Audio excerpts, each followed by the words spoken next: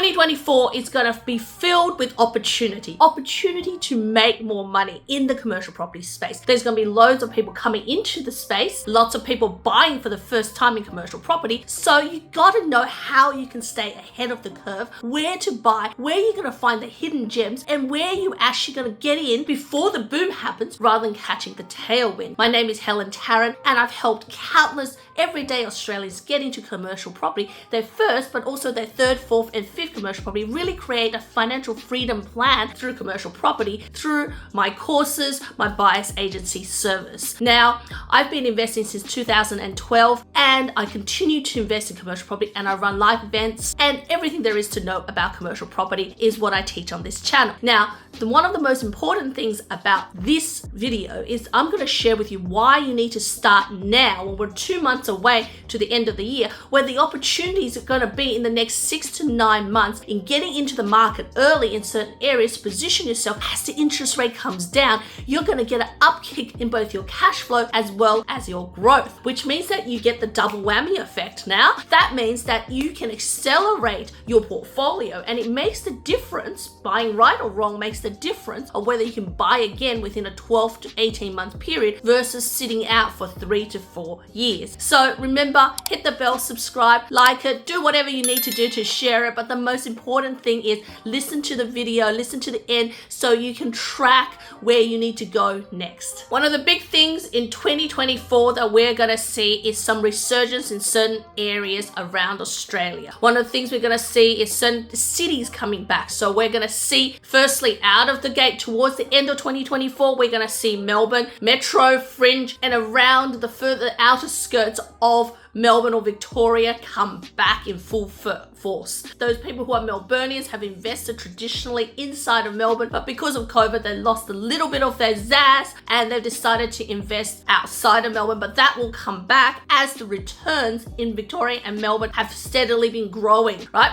So that means that as soon as these people return, you're going to find that you're going to get a kick in capital growth if you got into the market between now and the next 6 months, and your cash flow when the interest rate comes down will start coming in as well. But when you buy in, you might be a little bit negative, or you might be a neutral hold right now into Melbourne. Now, Melbourne, warehouses are still trading around 4 to 4.5%. So you're not really going to get much cash flow. You're going to need to look at your office space with a really, really good tenant, because those office spaces are filling, and there's movements right now in terms of rents that will come within a 12 to 18 month period. So it won't come now, but 12 to 18 months, it will start to grow. So you mean you'll get more cash flow and you'll get the kicker in the growth as well. So you'll see that around Melbourne. Retail spaces are going to continue to boom in Melbourne. They've started tracking around the 5s. You'll see that yield compress. What do I mean by yield compress? Is when the returns come down, the value goes up, just like in your residential property. See, what happens in residential is as the area changes and there's more demand coming into the area, there's more people coming into the area, what we're finding is that the value goes up because of the demand, and the returns go down. So your rent hasn't changed, even though your value might have jumped 10 or 20%, right? So that's what happens in commercial property, and we call that a yield compression. As the value goes up, the returns come down, right? But you want that, because you want that. That's a sign that you're getting capital growth. And the faster the returns come down, the higher and quicker you're getting your capital growth, allowing you to buy again.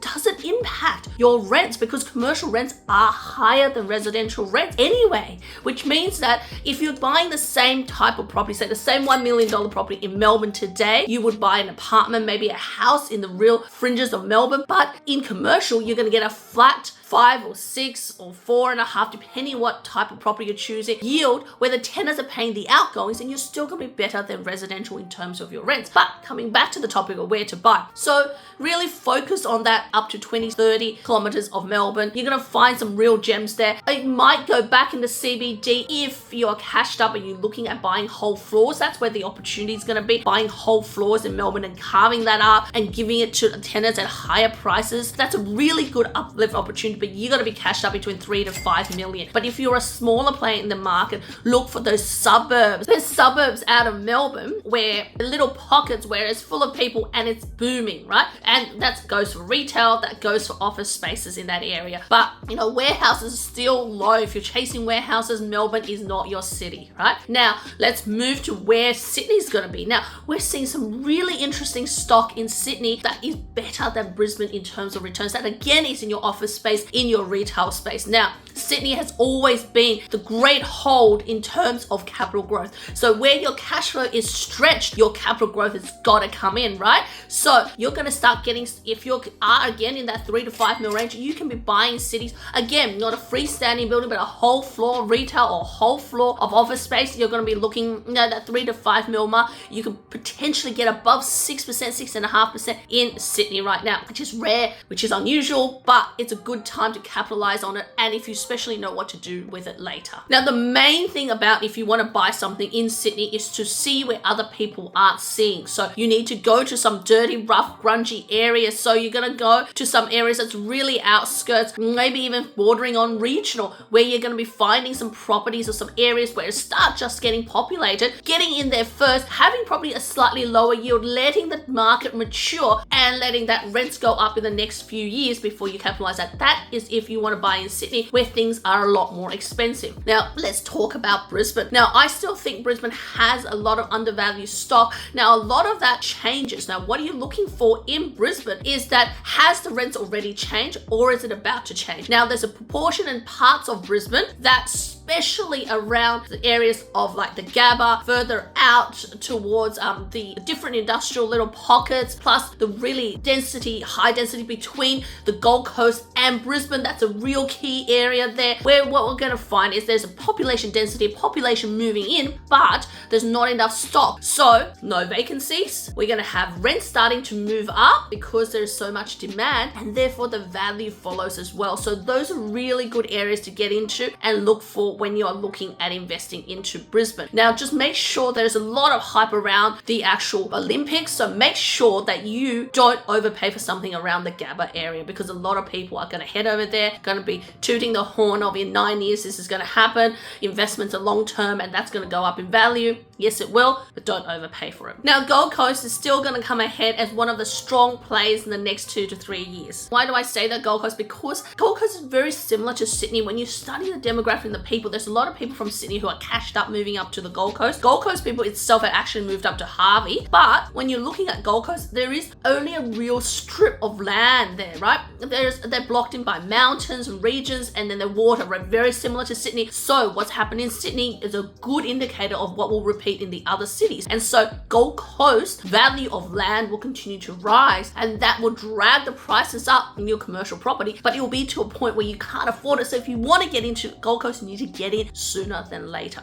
Now, let's talk fundamentals. And of course, if any of these things relate to you, all these things make you want to invest in commercial property, or you're interested, make sure you click the link below, register for either one of our events, or click the link and actually book in for a strategy session where we can walk you through how commercial property works for you on an individual level. On a different note, now what we'll see in 2024 is that the interest rate may rise and plateau, right? Then it may come down. Now that hold, whether that's 6 months or 9 months, right? 6 or 9 months is going to make a difference in the opportunity. If it's 6 months and you've got 6 months to get into the market, if it's 9 months and you've got 9 months to get into the market, but the sooner you do, the better. And the reason for this is why there's people sitting on the sidelines who simply just cannot afford to be negative at all. So they're saying, no, I don't want to be buying metro properties. I'm only going to go to regional. Those people are keeping those regional yields stable or compressing. So regional returns are almost the same as metro returns, and you will be silly not to buy into a metro area when the returns are only 0.5 to 1% difference, where the security is so much more, the growth in the back end is so much stronger in a metro area versus a regional. Now, I'm a big fan of buying regional, but when the strategy is right to buy metro, I'm all for it, and I'm putting my clients into regional properties, and I'm strategically placing them in areas where it's going to boom in cash flow and growth. And I can do the same for you as well. Just click the link below and book in for a strategy session. But continue forward. What will happen as we plateau is that the gap between the returns and interest is going to be the negative bit. That may be $5 or $8 or $10,000 negative if you buy in right now. So if at a 6% yield and the interest rate is 6.5 and 105% borrowing, that's your equity drawdown plus the commercial loan and even paying for your expenses, you're probably out of pocket somewhere around $8,000, right? That's about $125 a week now to about $160 a week. That's roughly where you're going to be sitting. Now, if you can find that $160 a week, you're going to need it for 12 months. 12 months, as soon as interest rate comes down a bit and you have a rental increase. Remember, every single commercial property has rental increases built in every year. You'll normally get a 3% or a 4%. Now, as soon as you've had that rental increase and the interest rate comes down a bit, you're going to have this crossover. This crossover is going to be your break-even point where the property be neutral, but what will happen as soon as the interest rate comes down is these people sitting on the sidelines who can't afford to be negative are going to jump in.